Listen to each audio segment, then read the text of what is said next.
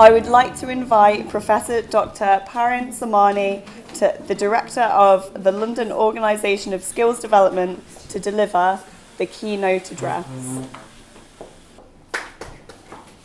Professor Dr. Parin Somani is a chairperson of the Global Research Conferences, chief editor of the Global Research Journal, independent academic scholar, TEDx speaker, educator, international motivational speaker, author, writer, banker, humanitarian, philanthropist, and multi-national award winner.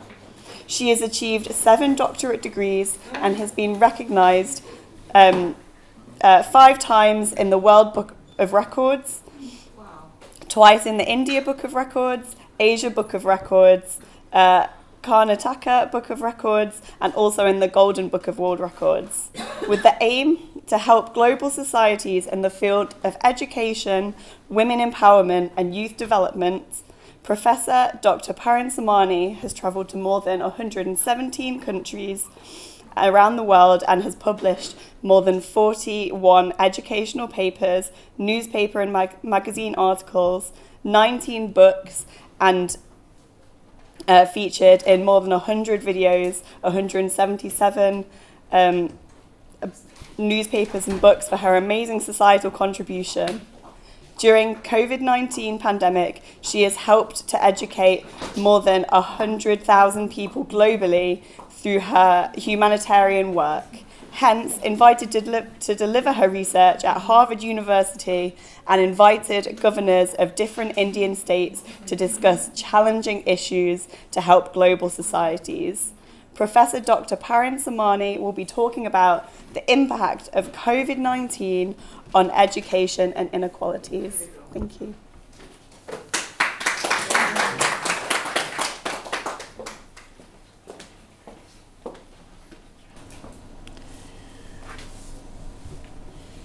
Once again, good morning again. It's very easy when we are together, but it's very hard when you're not together.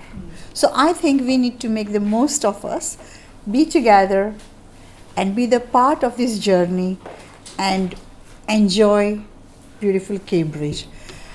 When you guys all went upstairs, I was sorting a few things out and I said, it looks so dark, we need to do something. And when I just took this blinds out, I felt that we need to enjoy the beautiful atmosphere, the environment of Cambridge. That's what we work for, Cambridge, and that's the word. The word is itself is so heavy. So if you look at it, how the education moves around, like Cambridge, Harvard, they are the heavy words. Just to say even, it's like a heavy words, like Oxford. if you're talking about like a UCL, I'm sure everybody knows about the UCL, University College London is number 1 in the United Kingdom. King's College, not this King's College. King's College, this is a different for the Cambridge, but we have one of the King's College. So they are one of the renowned universities in the United Kingdom. So today I thought that talking about the impact of COVID-19 on the education, you might have heard in my bio that in the COVID, I was working when people were locked up in the room, and Kumkum, my designer sitting here, she was my designer when I was going for Enigma Mrs. World 2022, and she designed the dress, and I'm sure she's my witness that I used to travel all around the country, and especially in India and different parts of the India where people were scared to leave their house. People were literally locked up in their house, and I was the person traveling for different schools, colleges, universities to preach, to help the students and the faculty members. So if I'm talking about the impact of education, what we were before COVID and what has happened after COVID, that has given a long gaps, and now we are filling the gaps. Like right now we are more like a hybrid, having conferences online, offline. Did we do online before? Because many educationists are sitting here. Did we do online? No, because we only used to believe in offline. But right now, if you can't make it, it's okay. You can still do the conferences. I'm sitting in London, and every single day my programs are running anywhere in the world. They call me as a chief guest, they call me as an inaugurator, some or other way my speeches are there. Why? Because the world has become too small. It's just in your palm. And in this palm, you can carry the whole world, connect with the people, even though you don't know them, you're still together. Okay? So this is my personal code that cultivates self-belief. Cultivates self-belief and confidence, because we all have the ability. We all have that strength to create a positive societal change. Everybody sitting in this room are powerful. But your soul is even more powerful. Why? Because you have made a decision of coming here because you want to help others. My aim of my keynote speech is, and I'm very proud that today I'm a part of King's College, Cambridge, where I can be a keynote speaker. That has given me a lot of privilege, that yes, I can help and support and inspire others. So my aim is to build the sustainability after COVID-19, where we have all gone through a lot of challenges and still we are facing. Look at the economy is gone so high, each and everything. The rapid change in the political, social system where we want to help, and this pandemic has given a lot of changes in our personal life, health inequalities, education, gender, unemployment and poverty level. So we want to bring it up and we want to help. So education is a vital part in our life, and without education we can't survive. And I think that is going to help us, that is going to support us how we want to be a part of the larger society. So basic human rights, every human rights has got a potential to be part of learning, and our life is a lifelong learning. Education can overcome challenges. Because of education, we are here. What we are, not because we want to be here, because what we have learned in the past, that has connected us to be the part of GRC. So apply knowledge to the education, novel scientist discoveries and health related medicinal things which we are able to cure ourselves in a medical way, but also in Ayurveda, because I promote Ayurveda because I have been inspired, because since my health issues, my health challenges have helped me, that Ayurveda is a part of your day-to-day life. So if we talk about the education and a gender equality, that education cultivates an understand and tolerance. If you see an educated person and uneducated, you will literally see the difference in them. The mannerism, the way they talk, the way they behave with the people, the way they interact, and the way they connect and tell what to do and what not to do. So from there you can literally identify yourself. So it is harnessing peace and unity, brings the society together with the education and reduce inequalities, eradicate the misconception. So sometimes, like we want to do something but we can't do it because there is a gap and we want to fill that gap. But how do we fill it up? Through the education what we are learning. It's a lifelong learning, and that will help us to support us.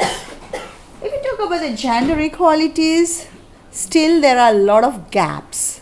Even though you go to anywhere in the world, still you will see the men are better than the women.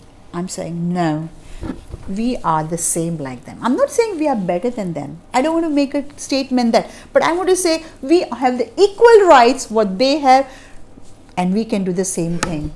Even for us, that as a woman, we have empowered our family, our children, our society, and plus we are a working mother. What does the man do? If you look at the balance, we are more. We do more and we are put down. So that is not accepted. And I'm very sure that gentlemen sitting here, I'm very sure you'll agree that. And I'm very happy when I see the beautiful couple there. Honestly, it makes me feel proud that yes, you need a man like that who can help and who can inspire the other women. So gender equality is the fundamental human rights, form a vital foundation for a peaceful and a sustainable world. Progression for more females acquire education through attending school, colleges, diploma courses, and help them. So let's force early marriages, especially in England. Living here, there are early marriages happening here. Trust me, it's not just happening in India. Am I right, Dr. Paru? Here there is happening the early. You know what they do? They are making the family come together. They just get the children married, and the girls are suffering. They are coming from back home, from Pakistan, from India, from small places, Africa, and really they are going through a tough time. It's not just in a third world country it's happening. It's happening in England, and I'm a witness for it. And Dr. Parul is also the witness for this. Why? Because we have seen the early marriages because uneducation. They are not educated. So we need to bring it up in a way that can help our children. More females being appointed in the leadership. Now you can see there are so many women, and especially it gives me a very proud moment to say I'm coming from originally from India, and it gives me very happy that our President Murmu, she is from a tribe. And she is the President of India.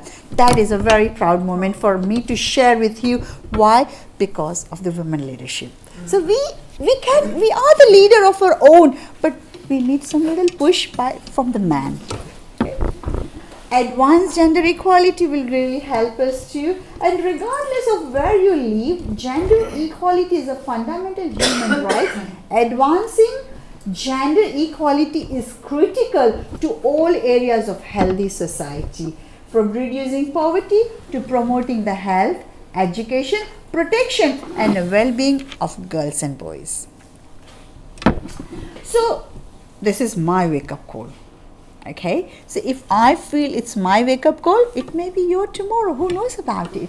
So as I've been traveling 117 countries, not just for that, but because I had the health challenges which I was facing, few of them are aware of it, and that challenges have made me travel to see the world. I was initially seeing the world, nothing more than that, but then later on I started conducting myself for motivating the lectures.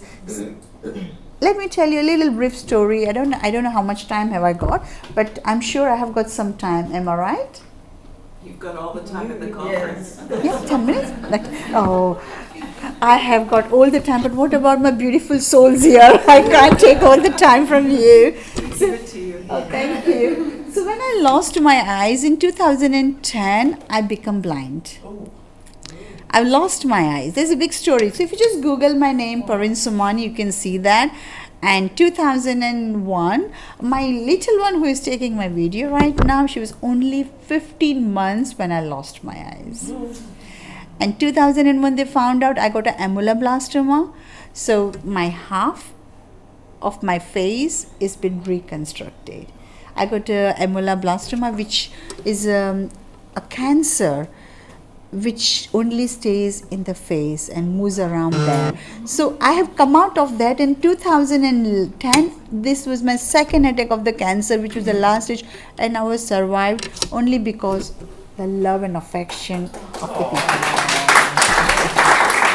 It's the Supreme who has given me that power, the Supreme that has helped me to connect with you, because I was supposed to meet you. That's why I'm here. Amen. Yeah, that's the reason I'm here with you. So that's why I started traveling. Even in the COVID-19, I never felt the flights were completely empty. And the tickets I was getting it really cheap, like at 10 pounds and 12 pounds. And now these tickets have gone up to 100 pounds. Same tickets I'm paying now.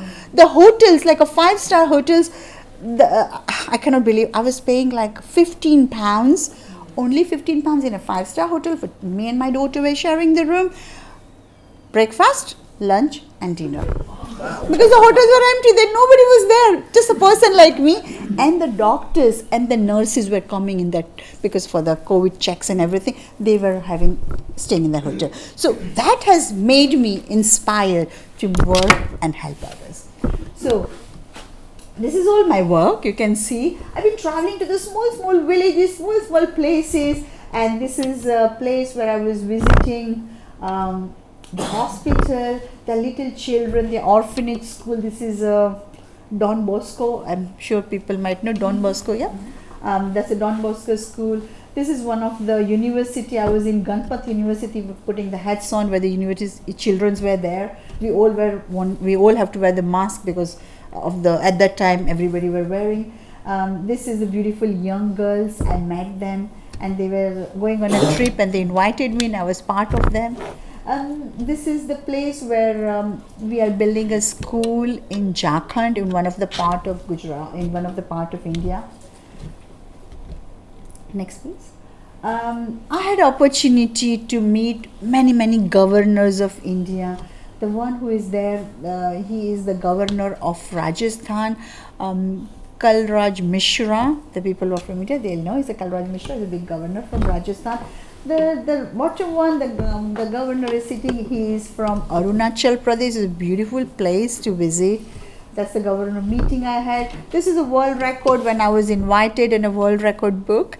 And it was a very happiness that was my 3rd or 4th world record where I was there.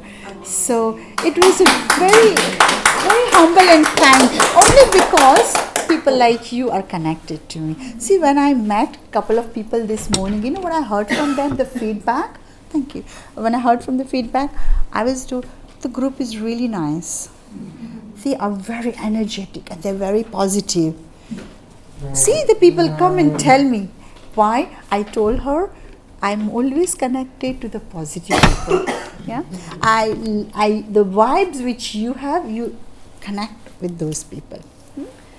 So my experience, in the education is vital, contributes to the societal in your way, for the betterment. You don't have to do which you can't do it. Do in your own capacity. Do whatever you can do, but do something which can help you. Ensure the sustainability is there. Provides educated solutions to challenges. Currently, financial stability is not there anywhere in the world. Look at the political situation. Look at all the things we are hearing from the companies, the banks, and this shop is closing, this company is closed down. A lot of things we are hearing because there is no financial sustainability. So we are the leaders and we want to do that. Only we can do it by working together, coming and helping in these conferences like that. Doesn't matter, you are here today, tomorrow you may be in different conferences, it's okay. But you will remember the people you are connected, connect with them. Be the part of each other's life. And you, when you are connecting, when you are gelling with others, things can go smoothly. we are in a technological era using education, but remember, we are a social animal too. Even though we live in a technological era, but our minds are very computerized.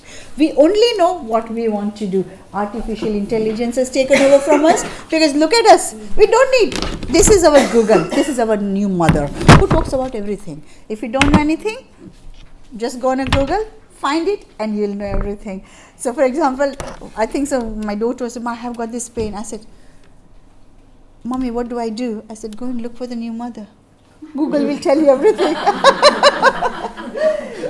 So now, the digital inequalities and gender inequalities, these are the negative mental health impacts. So I think we want to stay away from that, and we want to make sure the lockdown measures has given isolation, loneliness, and we are coming out of it. And I'm so grateful that you have made a decision of coming out of your country, because there are so many different countries are here. Different states and countries are coming here from different parts of the world.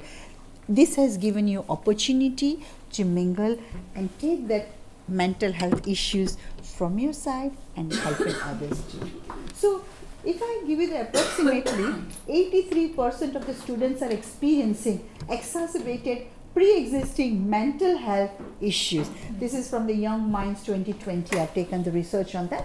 Rise in the mental health issues in the students without pre-existing problem is by 25%, and impact on the future students' education and society. So burdens on the public health services rising, negative mental health implication. So the solution I can give you is a need for the implementation of the practical solution, help to facilitate societal globally.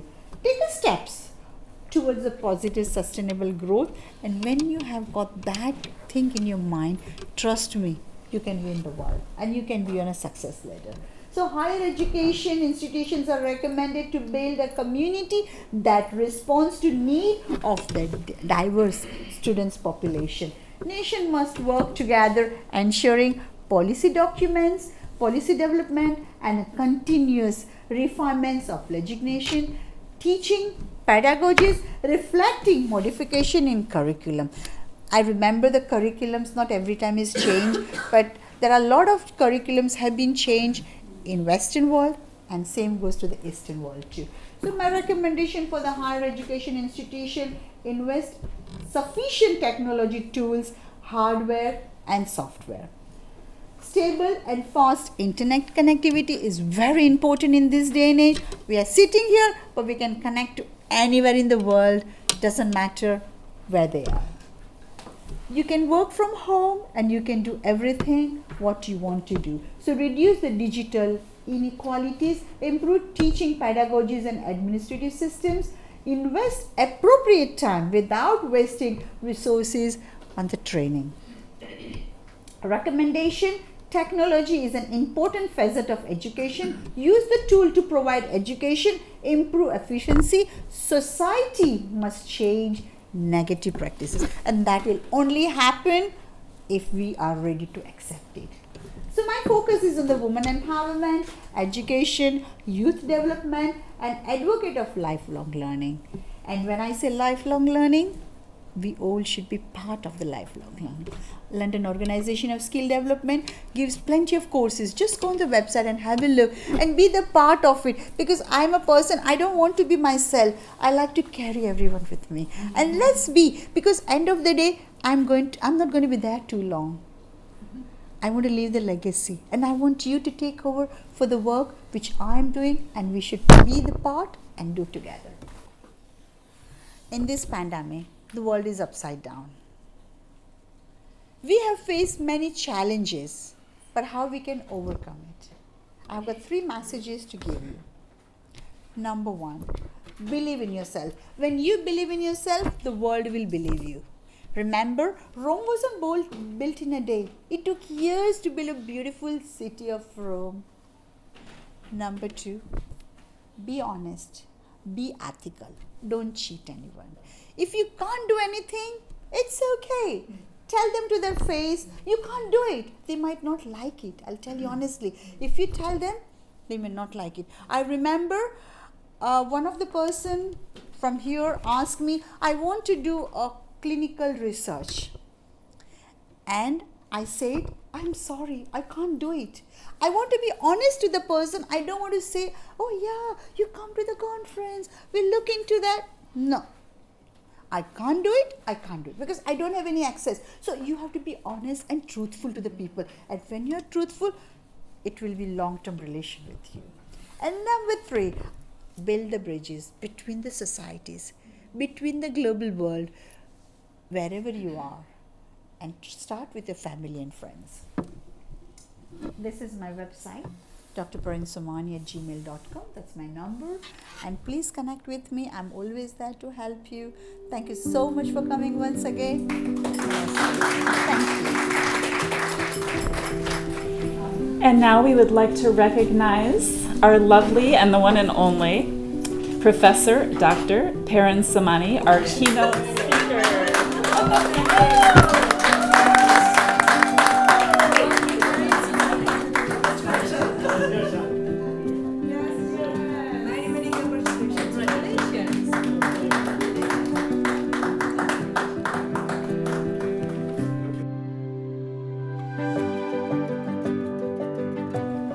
Hello, I'm speaking to Professor Dr. Parin Somani today at the Global Research Conference 2023. She's the Director of the London Organisation of Skills Development, and she was the keynote speaker today.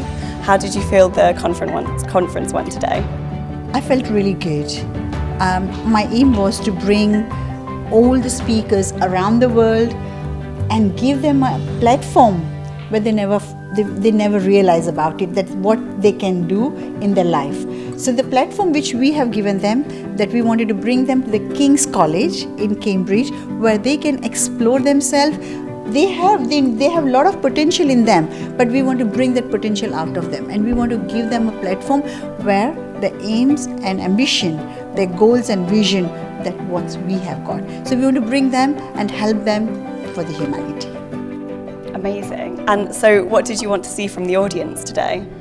I just wanted them to connect with each other, because the people who have come here from different parts of the world, UK, US, Canada, South Africa, France, Australia, Iran, India, and many more countries have come in this conference. I wanted to bring each and everybody from the different platform, different countries, different categories of their work, what they're doing, and come here, share their knowledge, and help the society at large. Absolutely, fabulous. And what do you see for the conference in the future? In future, I would like to take them to the next level, but this time we are having at the Cambridge. My ambition is there that I want to take them to US in Harvard, which I'm working on it, but I don't know how successful I am. But I will always say that when you aim and when you have a vision, you visualize your things, you visualize your goal, and you will get it. Because end of the day, I'm not doing it for myself. I'm bringing the young researchers, I'm bringing the young entrepreneur, I'm bringing the people around the globe, academician, each and everyone who gets this platform, and they can grow and they can flourish in their own country. So what is your key message for the audience from King's College, Cambridge today? My key message is that you need to believe in yourself. When you believe in yourself, the world will believe you. This world you can have in your globe, and you can do whatever you want. That's my number 1 message. Number 2, make sure you do everything ethically. Don't do anything wrong for anyone. Don't cheat anyone, and be the ethical in your work, what you do. Number 3, build the bridges between the societies, communities globally around the world. I absolutely agree. Fabulous. Thank you. Thank you so much.